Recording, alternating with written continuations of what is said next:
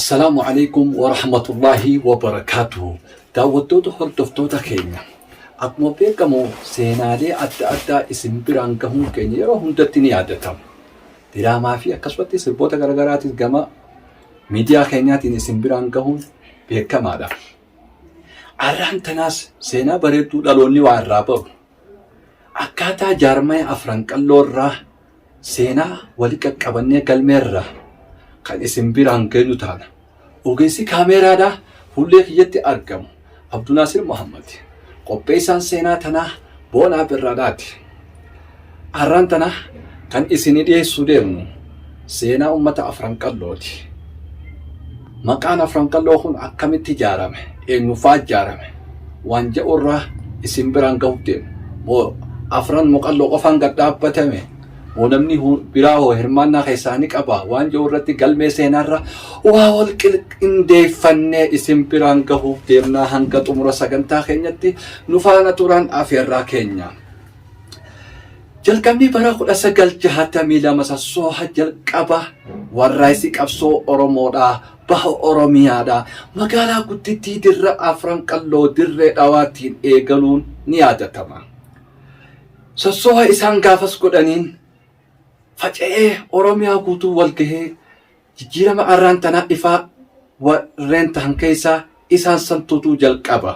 Isaan kun hoo akkamitti yeroo sanitti dukkanaa gabrummaan isaan ukkaamseen Oromummaan itti yakka tahee itti himatuunis qaanii tahe keessatti isaan akkamitti an Oromoodha nuti Oromoodha jedhanii lafaa ka'uu danda'an.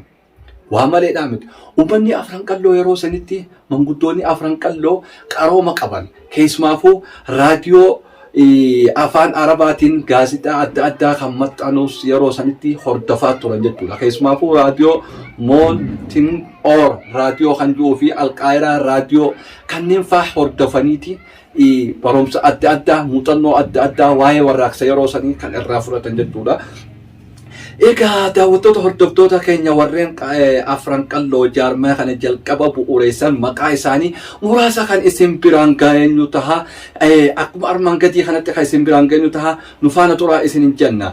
Baala Baares Toofiq Muummee Idris Abdullee Ahmee Kabiraa Usmaa'il Galmoo Muhammad Ibrahim Wadaay Muhammad Muusaa Jundii Alii Gurbee Muhammad Umar Shamshaddiin Lagabee Osman Qod, Haji Musa Umar, Sheikh Boke, Baba Dawe, Haji Ibsa Muhammad, Haji Abdul Wahab, Sheikh Abdul Qadir, Chirre, Amme Habasha, Abdosh Philipsi, Hussein Bash, Jarhanetul, Warri Afranqalloo hundeesse. Akkuma gaa armaan olii kanatti isin biraan geenya Muhammad Umar gosaan ituudha. Sheikh Bokeenis gosaan ituudha. Sheikh Abdul Qadir Cirreen warra Baaleeti.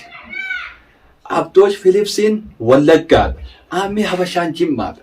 Jaarmayni Afranqalloo namoota garagaraa hirmaachisuudhaan jara kunoo ammaan tana armaan gaditti maqaa dhooyina kana faatu keessatti hirmaatee hundeesse jara Afranqalloo wajjin. Akkasumatti humbannarraa hoo warreen akka Haji Bushuraa fa'aa maatii isaa fa'aa Faaxumaa Mahammad fa'aa jara kanaatu irratti hirmaatee jaarmaya Afranqalloo kana akka yeroo sanitti gad dhaabbatu godhe jechuudha. Daawwattoota hordoftoota keenya namoonni tokko gara sooshaal miidiyaa irratti bahuudhaan Afranqalloo jaarmaya qabsoo isa jalqabaati malee jaarmaya gosa Afranqalloo qofaa miti. Kana dhaloonni irraa hubachuu qabu waan jedhuu fi galmee seenaa tana isin biraan gahuudhaaf dirqamne jechuudha. Daawwattoota hordoftoota keenya galmee seenaa Afranqalloo akkuma itti fufteetti jirti. Afranqallootiin kan isin deebisu taana hanga xumura sagantaa keenyatti nu faana turan afeerraa keenya. Egaa hordoftoota daawwattoota keenya akkaataa hundeeffama Afranqalloo jaarmayni kun jaarmaya qabsoo ta'uu namootaan kutaa garagaraa irratti hirmaatanii jaarmaya ijoollee Afranqalloo wajjin hundeessan laalchisee seenaa qabatamaa galmee seenaarraa isin biraan geenya jirra. Ammas seenaan Afranqalloo akkuma itti fufeetti jira. Walaloo seenaa Afranqalloo tana isin biraan geenyeeti kan gargar baanu taane jechuudha. Seenaa dhiira kaleetan himan hin dhumne Afranqalloo jaare mana hin diigamne. Afranqalloo jechuu ati fooyyee seete yaada sammuu isaanii fageessitee laaltee dhaloota jalqabaan ija banate beekumsa ganamaan walitti qabate afran qalloo jaaree jaarmaya hundeeffate faayidaa jaarmayaatu durumaan hubate. Seenaa Oromoodha warra ifa baasee afaan Oromootiin sirbee ittiin wallise Oromiyaa guutuu walitti tokkoomsee akka gabroomaniis itti agarsiise. Afran qalloo goota lubbuudhaa qabsiise tanaaf seenaa guddoo tana galmeesse afran qalloo jenne gosaan hin dhaabbanne maqaa jaarmayaati ittiin moggaafanne. Kutaa Oromiyaa hunda hirmaachifne bu'aa qabatamaa meeqa galmeessine. Seenaa dhiira kaleetan himan hin dhumne afran qalloo jaare jaarmaya mana hin diigamne.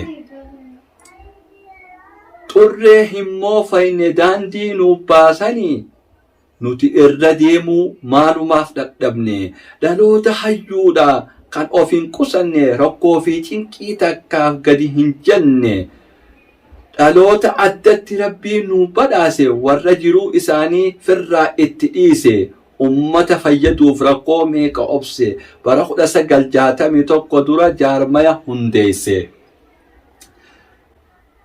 Dukkana gabrummaa naftiin nuun ukkaamse sodaa takka malee maree nurraa kaase kanama godhe ambaan nu xiqqeesse afaan Oromootis magaalaa seensise. Waa'ee afran qalloo walaloon barreessee silaa guyyaa guutuu dhaadheessee dhiheesse wallaahi dhugaa kiyya bar ittiin xiqqeesse. Hanqee ifaa xiqqaa warra qabsiisan ifaa isaan ibsan lubbuu ifii itti wareeganii nuti akka ibsannuuf nutti dabarsanii ibsachuu dadhabne maalumaa fi maaliini. Gaafa Oromummaa lubbuu nama baasu namayyuu sodaatee mootii biyyaa faarsu warri afran qalloo Oromummaa labsu afaan Oromootis sirbee wallisu. Tanaaf gootummaadhaan abbaa fedhe duursu kan Hayila Sillaaseen ummata cunqursu isaa muuziqaadhaan Oromummaa faarsu. Seenaa afran qalloo kan beeku dubbata hundi himuu hin tahu seenaan ni jallata. Tuutni afran qalloo artii qofaa miti garee kubbaa miilaatis hundeesseeti jirti. Afran qalloo madditee qeyroon ganamaati warreen hundeessan jaarmaya qabsooti. Afran qalloo jechuun ifaa Oromooti wallaahi dhugaa kiyyaa tun kijibaa miti. Maqaa afran qalloo jaarmayaa yaaman malee gosti hundi hirmaannaa qabanii hirmaannaa qofaa miti wajjiin hundeessanii jarri akka keenyaa miti tokkummaa qabanii. Humbannaa fi ituu ilmaan anniyyaati jaarmaya afran qalloo kan oofe fuula duratti. Gahee isaanii ibsuuf jechina xiqqaatti jaarmayni afran qalloo kan gosaatii miti.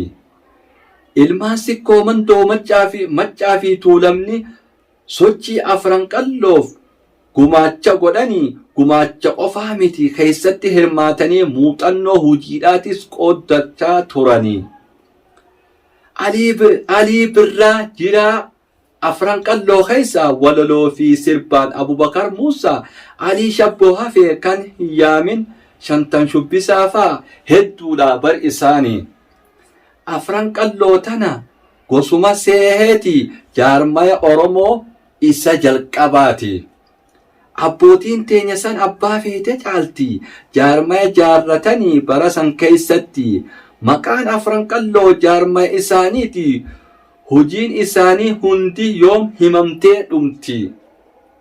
Sassoohaa afran qalloo hoggayyuu kabajamaa barabaraan yoomuu seenaa ni yaadatama.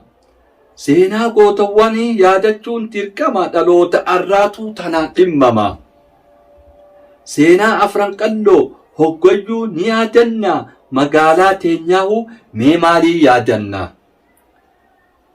Mootii magaalotaa dirree dhawaan baana guddoo bahaa biiftuu magaalaa bal'inaa.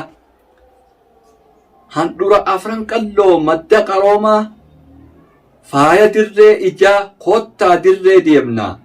Yaa dirree dhawaa madda sabboonummaa tan hunda haammattu sumaatu keessummaa jaalalaa fakkeenya arjummaa.